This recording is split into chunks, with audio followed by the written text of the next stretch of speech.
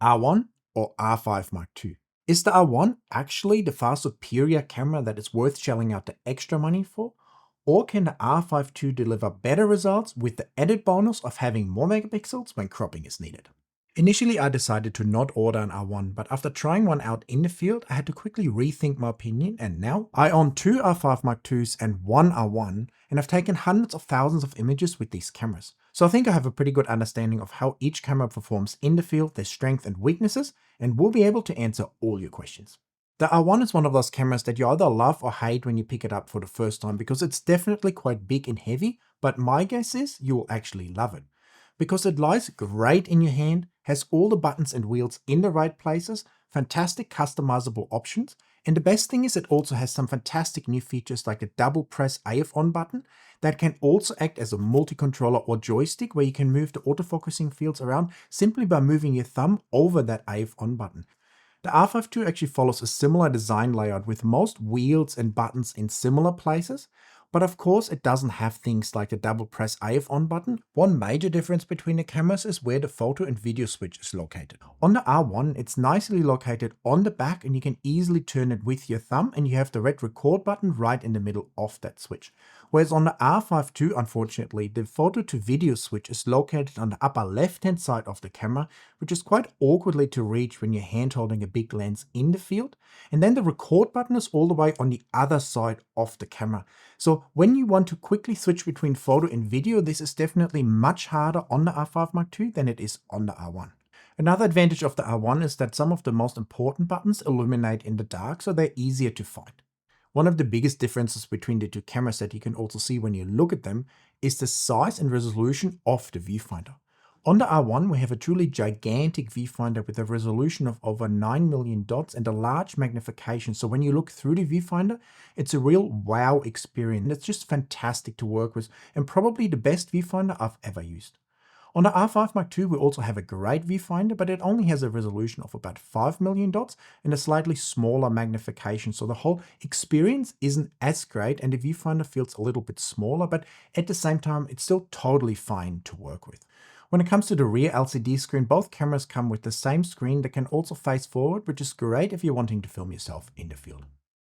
Maybe the biggest advantage when it comes to the body of the R5 Mark II is that you can choose to use it without a battery grip or with a battery grip, making it either a nice and small handy size or slightly bigger size, which is great if you want to use it on a long lens or extend your battery life. On the R1, on the other hand, you're always stuck with the bigger, heavier body. So while I don't mind working with either camera, I would give an edge in body design to the R1. It just feels overall more cohesive with all the buttons in the right places, and we also have the more rugged body design that can withstand tougher conditions, and I'm less worried about it if I'm shooting in heavy rain, for instance, whereas with the R5 Mark II, if it's raining a lot, I always try to cover up the camera. When it comes to the batteries, I would also give an edge to the R1 because it has bigger batteries with a higher capacity and a higher voltage that will definitely last longer in the field, and they're also the same batteries that we can find in the R3 and the 1DX Mark III. And on top of that, because of that higher voltage, the R1 is also able to, for instance, power both autofocusing motors in the bigger prime lenses, something that the R5 Mark II can't do. The R5 Mark II comes with these smaller LPE6P batteries, which you actually need to buy because a lot of functions are restricted if you're not using the latest batteries. For instance, you can only record in certain video formats and pre-capture is not available. When it comes to battery life, I would definitely give an edge to the R1 until you actually start using the R5 II with the added battery group, because once you have two batteries in the R5 II, it actually feels kind of similar to the R1 when it comes to battery life. What I like about the R1 as well, that it's Canon's first camera that has two CF Express Type B card slots. So it's very easy to always write to one card first and then use the other card as an instant backup, for instance. Something that is not really possible on the R5 Mark II because that has one CF Express Type B card slot and one SD card slot. And so if you want to, for instance, have an instant backup, the fast card is always bottlenecked by the slower speed of the SD card in the camera. One of the biggest differences between the two cameras is obviously the sensor.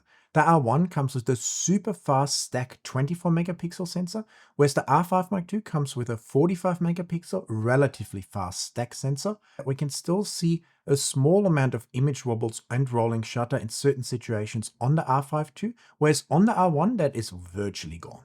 When it comes to shooting speed, both cameras are actually fantastic. The R1 shoots at up to 40 frames per second with the electronic shutter, and the R5 II still shoots at 30 frames per second with the electronic shutter, which is fantastic and gives you great options when it comes to action photography. Now, in some situations, you may be able to get a few more, for instance, wing poses with the R1 over the R5 II, but in most situations, I think 30 frames per second is already plenty fast, so I'd call it almost a draw between the two cameras here. One of the biggest advantages on the R1 is actually the double press AF on button, because I can assign different functions to when I half press the button and when I fully press the button. And I like to set it up in a way that it acts as a speed boost button. So on half press, I set it that the camera will shoot at maybe 15 or 20 frames per second, and on full press, it goes to the high speed mode and shoots at 40 frames per second. And this gives me great advantage in the field, because if I don't need the 40 frames per second, I just half press the AF on button, and then if I want to give it a speed boost, I can fully press the AF on button. Hand in hand with the high frame rates also goes the need for a large enough buffer. And here both cameras are adequate, but I would have liked to have bigger buffers, especially on the R5 II. On the R1, it's actually quite difficult to hit the buffer, but on the R5 II, if you're shooting at 30 frames per second, you can definitely hit that buffer and then also hit that dreaded delay where you may not be able to take images for a couple of seconds. To give me a larger buffer size, I actually shoot in C-RAW on both camera bodies, giving me smaller file sizes and in return a larger available buffer. And on top of that, on the R5 II, I also sometimes dial the speed back from 30 to 20 frames per second to further extend the amount of time that I can shoot before hitting the buffer. And if you're on an R1 or an R5 Mark II or plan to buy one of those camera bodies, I'd recommend that you check out my setup guides that I've linked for you down there in the description, where I show you step by step all the important changes you need to make to a camera to get the absolute most out of it in the field and the best possible results. Both cameras also come with IBIS in-body image stabilization and works fantastically well. First of all, it stabilizes your viewfinder very nicely, especially if you're using long lenses. It's quite easy to stay on your subject without shake. You can also handheld quite slow shutter speeds easily, and you can also do emergency handheld video even with big lenses like my 600mm prime lens, which is fantastic. When I compared it to IBIS, I think they're both really good, but I give a little bit of an edge to the R1 because it seems to even further stabilize my lens, especially when I'm doing handheld video, which is fantastic. Both bodies also come with full RAW pre-capture, where the image files are directly written onto your memory card, which is fantastic. And it's a feature that I wouldn't want to miss anymore, because it has simply allowed me to capture moments I wouldn't have been able to do so otherwise. When it comes to tracking your subject in pre-capture mode, I would give a slight edge to the R1, even though both cameras behave quite similar. But the R5 II in particular has the tendency that if you're focusing, for instance, on a bird that's about to take off and focus on it for a longer period of time, that when the bird actually takes off, the camera often still gets stuck to the perch and doesn't really go with the bird. Now that is caused by how Canon implements the pre-capture, but it seems to be a little less prevalent on the R1 compared to the R5 Mark II. One thing that I think is very important if you own one of these top-of-the-line cameras like an R1 or R5 Mark II, or any camera for that matter, and that is to learn to edit the raw files that you get out of these cameras. Because what's the point of having a top-of-the-line camera and then not being able to get the most out of the raw files that you're capturing with it? And to help you on your way to get the best possible results from your RAW files, I've created my Lightroom and Next Generation Photoshop masterclasses. In my classes, I teach you step by step and in easy to follow chapters, my workflow that you can apply to all your RAW files, even the most difficult to edit ones, and get great results every single time. But of course, you won't just be watching, because I'm also providing you with my own RAW files so you can edit right alongside me. And if you're not sure if my classes are worth it or the right fit for you, check out some of the amazing reviews that I received from many happy students who I've helped to transform their editing lives, who now get great results with ease and actually enjoy the process. So if editing feels like a frustrating chore for you, where you don't know where to start or what sliders to pull, I would love to help you to turn that around with my masterclasses that enable you to have an easy to follow workflow, get great results every time, and actually enjoy the editing process. So if that sounds interesting to you, make sure to check these out down there in the description, because I know they will help you a lot. Now let's talk about an interesting part, the autofocusing system. And here you would think that the R1 has a dramatic edge, and sometimes it does, but in many situations, especially in good light, both cameras actually perform quite similar and very well. Both cameras also have the ability to track a variety of subjects even in quite difficult situations or when your subject is quite small in your frame. Overall, the autofocusing experience in both cameras has been fantastic and amongst the best on the market, with the subject detection itself actually being the best on the market. The biggest difference when it comes to the autofocusing is that the R1 has Canon's most advanced autofocusing system with cross-type sensors where the camera can detect vertically and horizontally, which gives it improved speed and accuracy, which especially shows up in low light. The R5 Mark II is definitely not a bad autofocusing system, but if you combine the extra 10 frames per second with a slightly faster and more accurate autofocus in the R1, you definitely have an edge here, and we'll talk about low light a little bit later on because there the differences show a lot more. Overall, I also feel like that the autofocus on the R1 is a little bit calmer and more sticky. The R5 II has the tendency of the autofocus being a little bit hyperactive and sometimes slightly jumping on and off your subject. And this especially happens if you're focusing on a subject for an extended period of time without the subject moving much. Eventually, the R5 II will suddenly start focusing on the background or something else and only then jump on your subject, or you have to refocus to get back onto your subject. And that happens a lot less on the R1. When it comes to the autofocusing settings, I actually use both cameras on auto, and in the case of the R5 II on auto and +1. So making the autofocus more aggressive has actually helped me to also make it more sticky. If you shoot both cameras side by side, you'll notice that the R1 has a slight edge when it comes to speed and accuracy, but at the same time, especially in good light, you will also notice that the difference between the cameras may not actually be as big as you think, and both perform at a super high level. In good light, both of these cameras deliver us fantastic files, but I think here the R5 II actually has an edge, giving us amazingly sharp files with great detail that are simply a joy to zoom in to 100%. And this is a feeling that I sometimes miss with the R1 and the 24 megapixel files. Now don't get me wrong, because the image quality coming out of the R1 is fantastic with low noise levels, great sharpness and a good amount of details, but at the same time there's just something special about zooming into these larger 45 megapixel files. Now 24 megapixels actually sounds a lot less, almost half, than 45 megapixels, but the difference between the two is actually less in real life than many may think, because an R5 II file is about 8,000 something pixel on the long side, and an R1 file is 6,000 pixel on the long side. So it's about a 2,000 pixel difference. Side by side, you can see that the Falcon in the R5 II image is definitely a little bit bigger, but the difference might not actually be as big as some expect. And if I crop the R1 file to the size of the R5 II, you can see that the image is still holding up quite well and would be more than usable. The R5 II's biggest advantage, in my opinion, and some might say the only advantage, is that it delivers us larger files with a little bit more detail that hold up better to cropping. And now, of course, I prefer not to crop any of my images at all, but if you're shooting small birds, for instance, like I do, cropping is something that you have to do from time to time, and then having more megapixels available to do that cropping is definitely an advantage, because you end up with larger final files that, for instance, could still be sold to a magazine or for a book cover, whereas on a 24 megapixel or less camera, that could be more difficult. If you don't crop at all, 24 megapixels will be more than you ever need. But on my last road trip, for instance, I often grabbed the R5 II over the R1 because I was photographing birds that were quite small and relatively far away from me. So I often had to use long lenses with the 1.4 and the 2x teleconverter.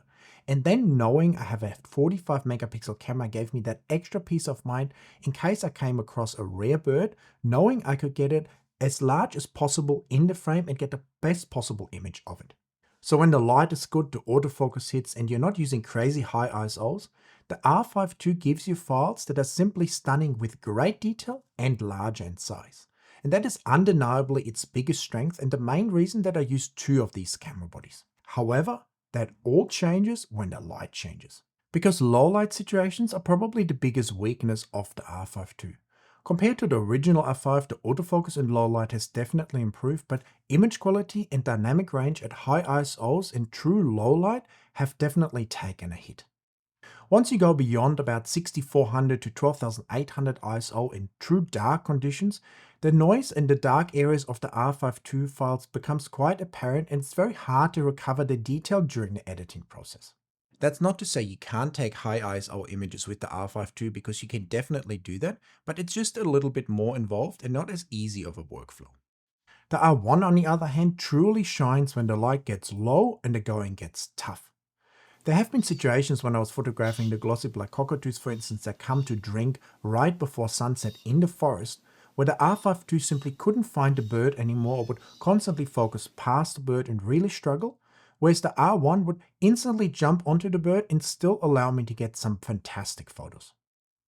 In these tough shooting conditions, the R1 is noticeably faster, more sticky, more accurate, and allows me to use much higher ISOs without actually sacrificing image quality a lot.